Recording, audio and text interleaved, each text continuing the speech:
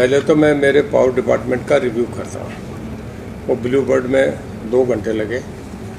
मैं 11 बजे आ गया था, 1 बजे तक वो करा। अब वहाँ से करके आ गया था, क्योंकि मई जून में बहुत तेज़ हवाएँ चलती हैं, पोल टूटते हैं, लोगों को दिक्कत आती है बिजली में। तो एक बड़ा रेगुलर फीचर है। आपके बरसात भी आ रही है, आंधी भी हैं, तो उसके लिए सारा कि हम पे कितने ट्रांसफार्मर, कितने पोल्स अवेलेबल हैं, इनके फिर दिक्कत आती है तो हम उसके लिए फुली प्रिपेयर्ड हैं क्या। गर्मी में जो आ रही है तो उस पर हम पे सफिशेंट पावर है क्या। तो वो एक ज़रा, क्योंकि मेरा डिपार्टमेंट है, इम्पोर्टेंट डिपार्टमेंट है, 95% नहीं 100% लोग जुड़े हुए हैं। तो उसके लिए एक रिव्यू था वो, जो रेगुलर महीने में मैं करता हूँ। आज DHVVN का था, वो कराया। अब फिर यहाँ 5 तारीख से तो मैं सन 2008 से आता हूँ। समझो कि आज मेरा यहाँ से हिसार से है 15 साल का रिश्ता है। जब भजनलाल जी में बाई इलेक्शन लड़े थे, तभी लोगों ने सवाल उठा था कि हम भी लेंगे क्या, मैं हिसार में लूँगा। तब से पहले तो थी, आजकल 5 तारीख का। और कार्यकर्ता आते हैं, मिलता हूँ। जब सरकार नहीं थी तब भी ऐसे कार्यकर्ता आते थे। हमारा तब से बराबर आप लोग मिलते थे, एक रिश्ता बना हुआ है।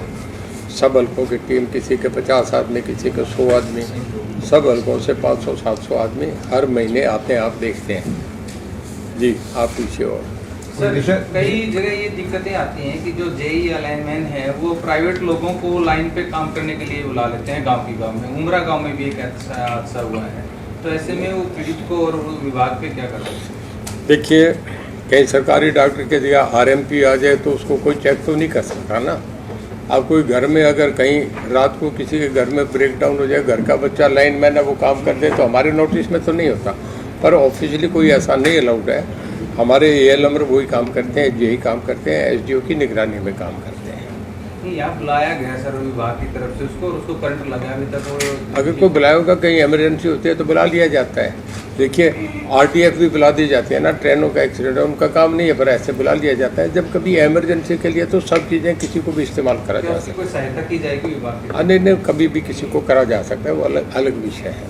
खेतर के कर्मचारी कई दिनों से बैठे हैं सर, आपसे भी मीटिंग हुई है उनकी कौशल निगम में शामिल करवाने के लिए? जी, कौशल निगम में शामिल करवाने के लिए थर्मल के कर्मचारी बैठे हैं सर, वो चाहते हैं कि वो कच्चे कर्मचारी उनको कौशल विकास निगम में। देखिए, उनकी 2-3 बार बात होगी, मेरे से भी हुई, हमारे MD साहब से भी होगी, ACS से भी बात होगी।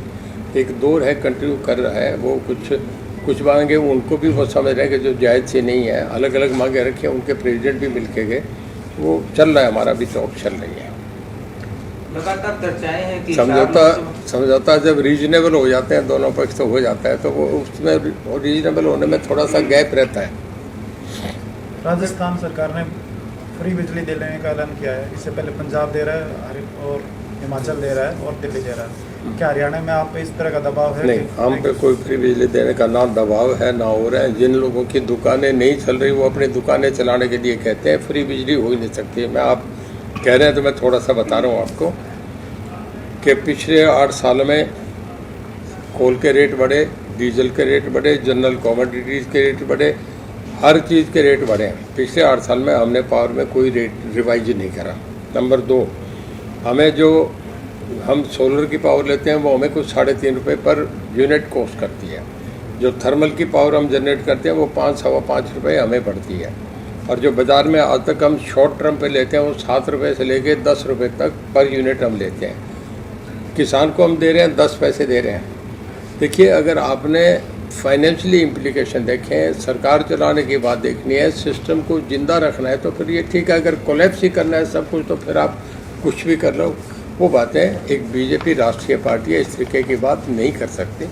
ये जो लोग कर रहे हैं उन्हें भुगतना पड़ रहा है। पंजाब में अब दफ्तर जो है सुबह 7 बजे से 2 बजे कर दिया। पहले हमारा 4 बजे तक चलता है। जब ऑफिस में भी नहीं बिजली दे सकते तो हालात तो ख़राब हो रहे हैं ना। कांग्रेस के प्रदेश अध्यक्ष उदय भान ने भी दावा किया है कि अगर कांग्रेस की सरकार आती है तो वो 300 यूनिट बिजली फ्री देंगे। देखिए, दावा करना अलग चीज़ है, सरकार आने के बाद अलग बात होती है। जब सरकार आती है तो फिर जिम्मेदारियाँ आती हैं, फिर आदमी करता है। मुझे तो उन्हें 10 साल हो गए, कांग्रेस की सरकार आएगी। उत्तर प्रदेश में जहाँ राहुल जी हैं, आपकी प्रियंका जी है, वहाँ तो 30 साल में ही सरकार नहीं आई। बिहार में सरकार नहीं आई, गुजरात में कभी उनकी सरकार नहीं आई। सब जगह वो तो नारे हैं, लगाते रहे, सरकार तो आने नहीं, सरकार तो बीजेपी रहेगी। आप 24 घंटे बिजली देने का दावा करते हैं, लेकिन खुद आपकी ग्रीवेंस कमेटी की मीटिंग के अंदर बिजली गुल हो गई थी। देखिए कुछ भी हो सकता है। अमेरिका में भी कई बार तूफान आ जाता है, कई बार कोई टेक्निकली फॉल्ट हो जाता है, कभी भी हो सकता है। एरोप्लेन में भी हो जाती है इस तरीके की घटनाएं। ये आप इन चीज़ों को कभी नहीं रोक सकते। पर हमारा कहने का मतलब कि इस वक्त हमारी चारों कंपनी पूरे देश में, हम गुजरात से भी पहले पे, हमने आज तक डिफ़ॉल्ट नहीं हम कहीं भी मांगे। आज की हमारी गुडविल अकाउंटेबिलिटी है। हम सबसे ज़्यादा हमारे हरियाणा में पूरे देश में केवल हमारा राज्य ऐसा है कि जिसमें हम 84% विलेजेज में 24 घंटे बिजली दे रहे हैं। हमारा प्रदेश ऐसा है कि जिसमें 47 डिस्कॉम कंपनीज हैं।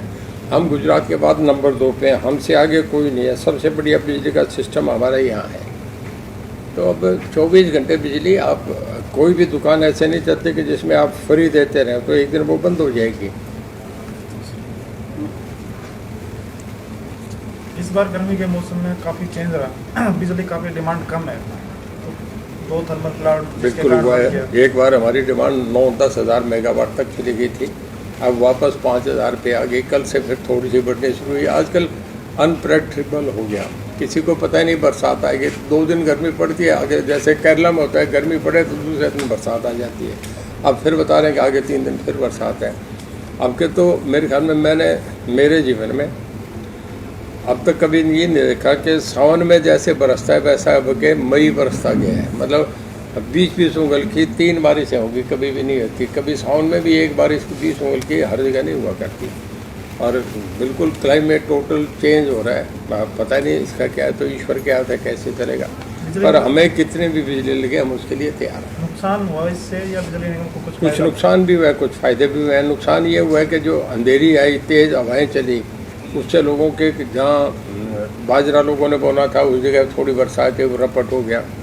कई जगह जैसे हमारे अपने खजूर के बाग लगे हैं, जब तेज़ तूफान आया तो उसमें काफ़ी आप समझो कि 30% फल झड़ भी गया। दूसरों के जिनके बागवान हैं, आम का था, लीची का था, वहाँ भी नुकसान हुआ है।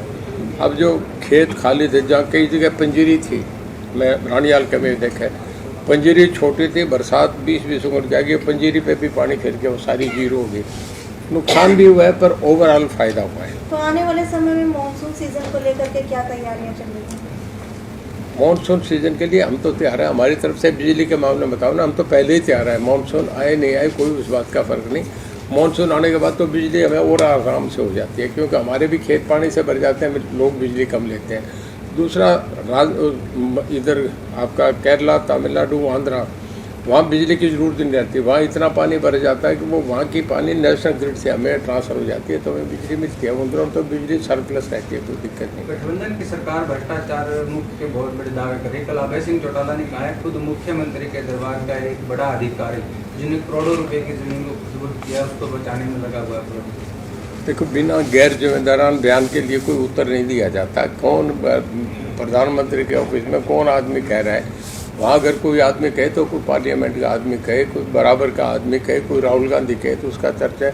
देश की, भारत की राजनीति, उस पार्टी का एक मेंबर हो, क्या चर्चा है? कोई बात है क्या? आप भी जानते हो, मैं भी जानता हूँ। तो परिवर्तन यात्रा में पूरे हरियाणा में परिवर्तन कुछ नहीं, कहीं कुछ नहीं हुआ। सारा आप देखना है, कुछ आदमी नहीं। परिवर्तन यात्रा जब होती है जब परिवर्तन हुआ है ही नहीं, सबको पता, आपको भी पता है। फाइट होगी, कांग्रेस होगी, जहाँ 30-31 मेंबर हैं, हमारी उनकी फाइट होगी। इनेलो से आप मानते हैं कि मैं मीडिया वाला से पूछ रहा हूँ, फाइट उनसे है क्या? कहीं है ही नहीं, रेस में ही नहीं है। चलो, अब आपकी बात करें, आपका क्या भविष्य में इंडिपेंडेंट चुनाव लड़ने का प्रोग्राम है या बीजेपी? देखिए, अभी तो 5 साल में बीजेपी के साथ हूँ, कह के आया हूँ, कमिटेड हूँ। कोई भी छोड़ जाए मैं उनके साथ चुनाव सुनिए, जब वो टाइम आएगा, मुझे मुख्यमंत्री जी कहेंगे या पार्टी हाईकमांड की तरफ से मुझे कोई पूछेगा तो अपना मन उन्हें दूंगा कि क्या करना चाहिए। अब तो मैं टोटल उनके साथ हूँ। मैं मेरा काम कर रहा हूँ, मेरे डिपार्टमेंट में काम कर रहा हूँ। ये देख ही नहीं रहा कौन सा लड़ना है। विधानसभा मेरा लड़ना तय है, लड़ूंगा। मुझे पार्टी टिकट देगी नहीं देगी क्या होगा, ये जब वक्त आएगा तो उनसे बात करूँगा। हिसार लोकसभा को लेकर भी आपके नाम की चर्चा? अगर कोई ऐसी स्थिति आई तो फिर तभी मन दूंगा ना जी। आज आप टिकट देंगे क्या मुझे? पार्टी नहीं, मैं वही बताऊँ ना, जब मेरे से डिस्कशन होगी तो मेरा मन उन्हें दूंगा, बात कर दूँगा। अगर हाईकमान इस प्रकार का आपको कहता है तो आप तैयार हैं हिसार लोकसभा में? देखिए, जिस आदमी का अपना मास बेस है ना, वो कहीं भी लड़ ले। मैं 10 साल के ऐसे असेंबली जहाँ कहीं भी लड़ सकता हूँ। लोकसभा में हिसार भी लड़ सकता हूँ, कुरुक्षेत्र भी लड़ सकता हूँ, पर जब आएगी स्थिति तब की बातें हैं ना।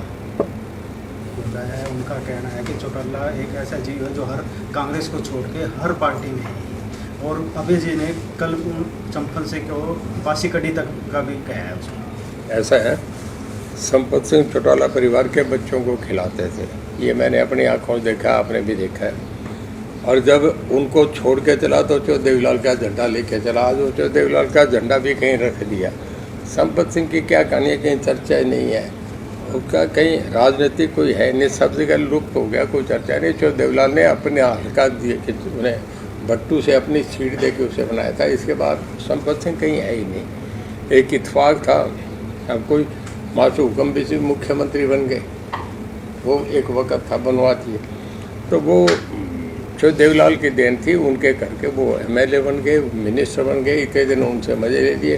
पहले यहाँ एक छोटे से मकान में रहते थे, अब 4 कनाल की कोठी में बैठे, ये सिर्फ चौटाला की देन है, उसको ये मिल गया। इसमें आप और मैं डिनाई करेंगे क्या? अब कम से कम उस आदमी को ऐसा नहीं बोलना चाहिए, पर्सनल बातें नहीं करनी चाहिए, राजनीतिक मुद्दों पे चर्चा करें तो ज़्यादा अच्छा है। एक बयान बड़ा चर्चा में कार थे वहाँ उनकी अपनी सरकार ने देखिए, चौटाला साहब को की। सुनो, उनका कहना ठीक है कि पहले उप प्रधानमंत्री थे, मुख्यमंत्री थे, तो फर्क तो उसको ठीक है कि जब जब उन्हें थे, आज वो नहीं है। तब सेंटर का भी 3 हवाई जहाज चलते थे चो देवीलाल के साथ, कि डिप्टी प्राइम मिनिस्टर कौन से में, यहाँ भी स्टेट प्लेन वो होता था, हेलीकॉप्टर होता था, कोठियाँ भी दूसरी होती थी, पूरे देश पे। मुलायम सिंह लालू भी हाजिरी लगाते थे। फ़र्क तो वो ठीक कह रहा है कि तब में अब में फ़र्क तो है।